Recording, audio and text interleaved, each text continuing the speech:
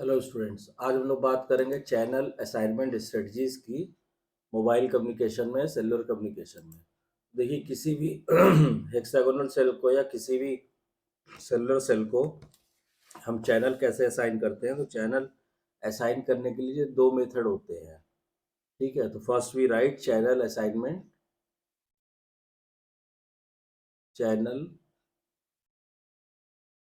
Assignment strategies. तो generally दो method use किए जाते हैं किस चैनल को असाइन करने के लिए। इसमें एक मेथड तो कहलाता है fix channel assignment. One is called fix channel assignment और दूसरा जो होता है वो कहलाता है dynamic channel assignment. Second one is called dynamic channel assignment. ठीक है, ये मान लीजिए हम इसको शॉर्ट में लिख सकते हैं FCA और ये है DCA। ठीक, तो पहले हम बात करते हैं फिक्स चैनल असाइनमेंट की। तो फिक्स चैनल असाइनमेंट में क्या होता है कि इन फिक्स चैनल असाइनमेंट पहले हम यहाँ पे लिखते हैं फिक्स्ड चैनल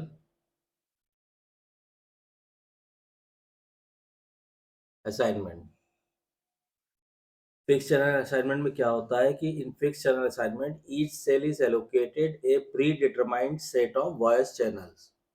ठीक है, हर एक सेल को हम already sorry predetermined set of voice channel allot कर देते हैं इन एनी सेल।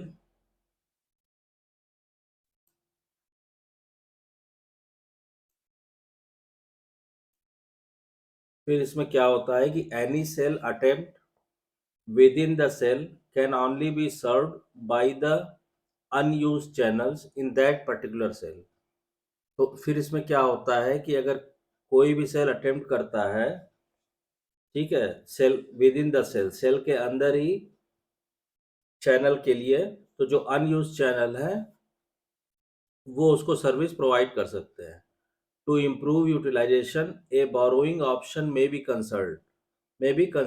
तो इसमें क्या होता है कि अगर मान लीजिए हमें यूटिलाइजेशन इम्प्रूव करना है तो एक बोरोइंग ऑप्शन भी हम कंसिडर कर सकते हैं।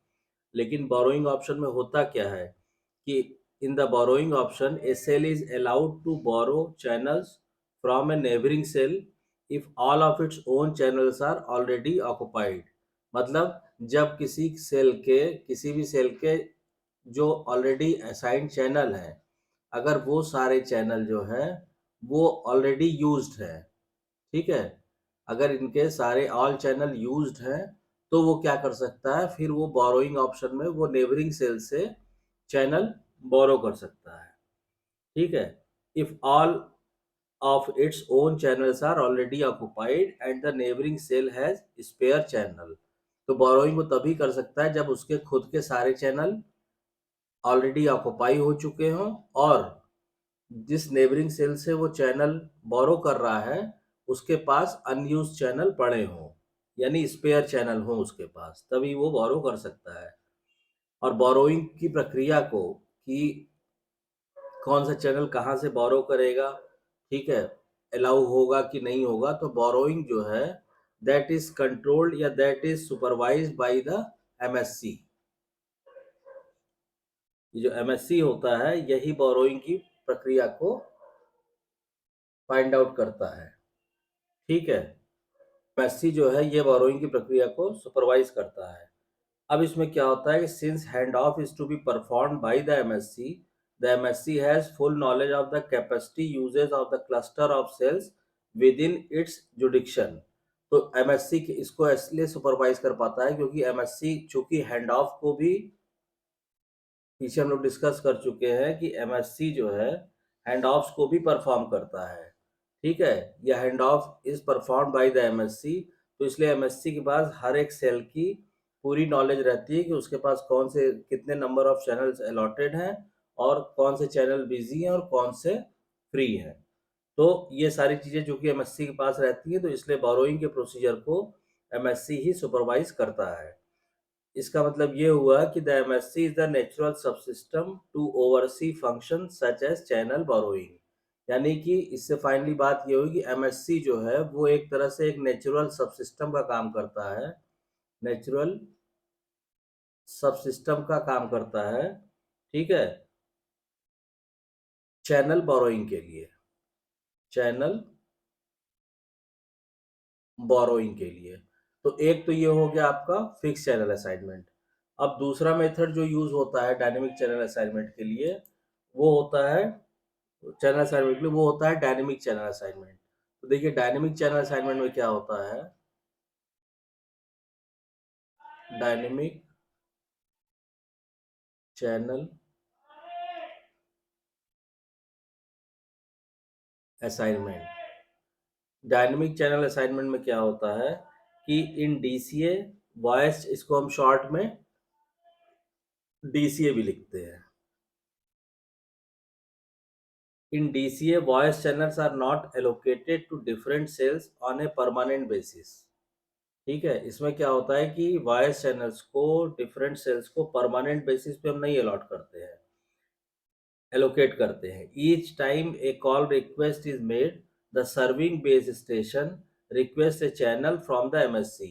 तो देखिए डीसीए में क्या था कि डीसीए में तो हम फिक्स कर देते थे या प्री डिटरमाइन कर देते थे, ठीक है, और चैनल को असाइन कर देते थे किसी भी सेल के लिए, चैनल जो है वो असाइंड हो जाता था। लेकिन किसमें, एफसी फिक्स चैनल असाइनमेंट में, किसमें, एफसीए में, ठीक है। लेकिन डीसीए में ये नहीं होता, डीसीए में जब कॉल रिक्वेस्ट आती है, ये तो था आपका एफसीए में।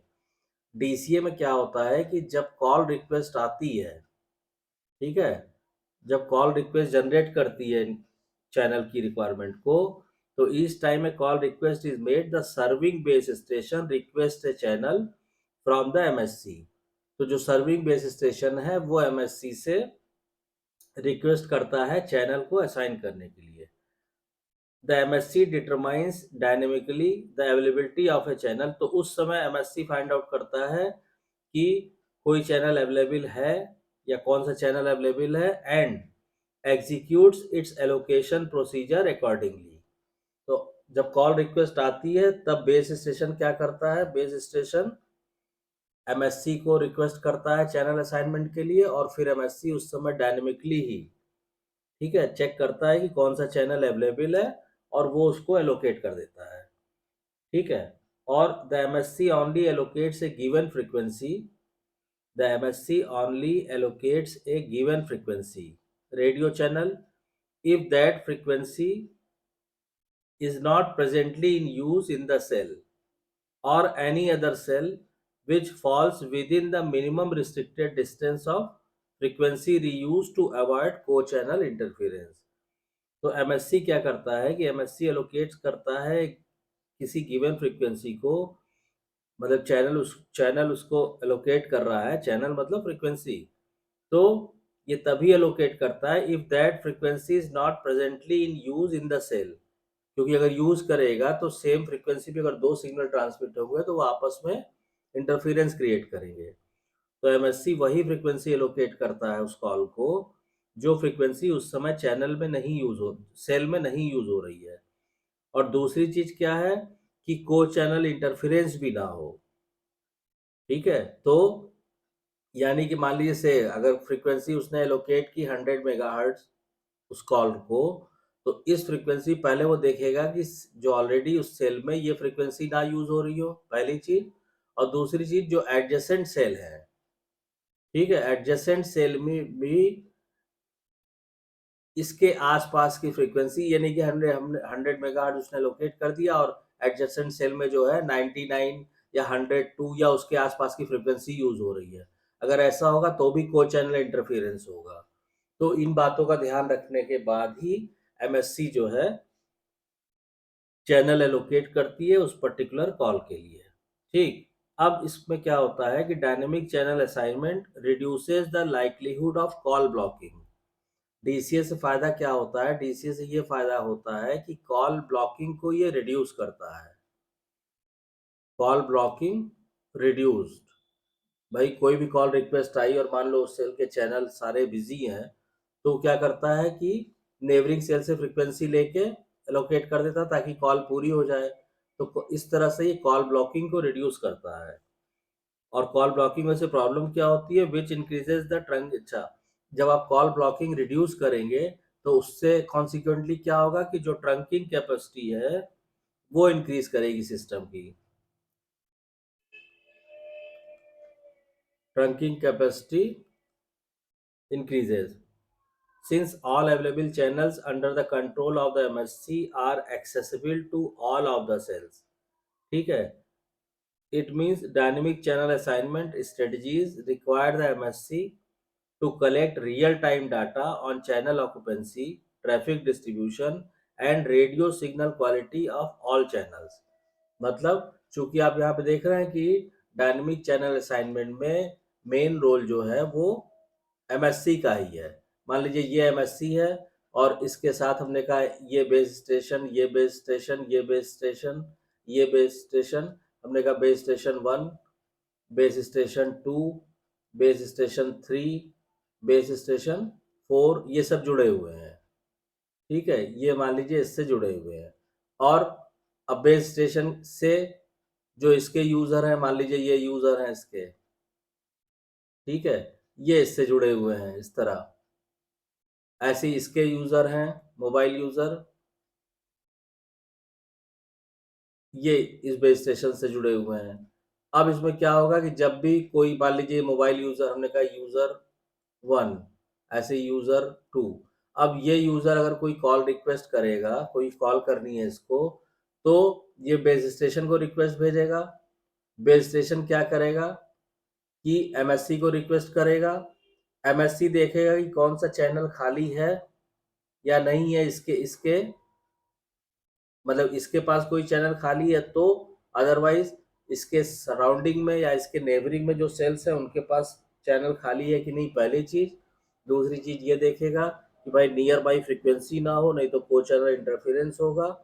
तो तो इन सबको देखने के लिए, इन सबको सुपरवाइज करने के लिए एमएससी के पास रियल टाइम डाटा होना चाहिए, एकदम अपडेटेड डाटा होना चाहिए, तभी वो दे पाएगा, ये काम कर पाएगा।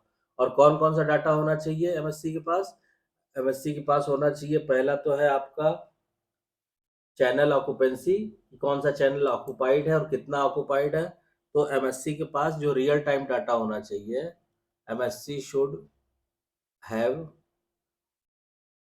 रियल टाइम डाटा लाइक, पहला क्या है, चैनल ऑक्यूपेंसी उसको पता होनी चाहिए हर एक सेल के लिए, चैनल ऑक्यूपेंसी।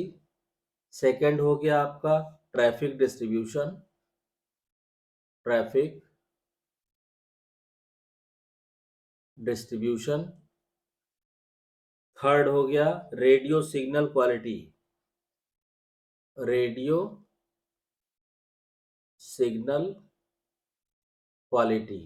ये चीजें अपडेटेड होनी चाहिए और किसके लिए? Of all channels, of all channels and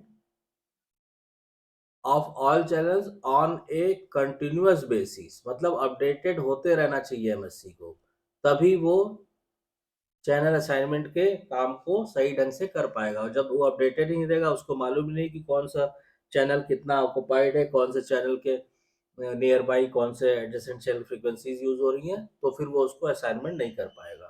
ठीक, तो ये तीनों डेटा जो है एमएससी के पास रियल टाइम, मतलब एकदम अपडेटेड होना चाहिए हर समय। और ये अपडेशन जो है कंटिन्यूअस बेसिस पे होते रहना चाहिए। ठीक है, तो अब इसमें एक चीज और ध्यान रखने वाली है कि in any case the MSC needs to do this data collection in order to manage hand off. तो चैनल असाइनमेंट के अलावा, चैनल असाइनमेंट के अलावा भी ये डाटा एमएससी के लिए इसलिए ज़रूरी है कि हैंड ऑफ को भी एमएससी ही मैनेज करता है।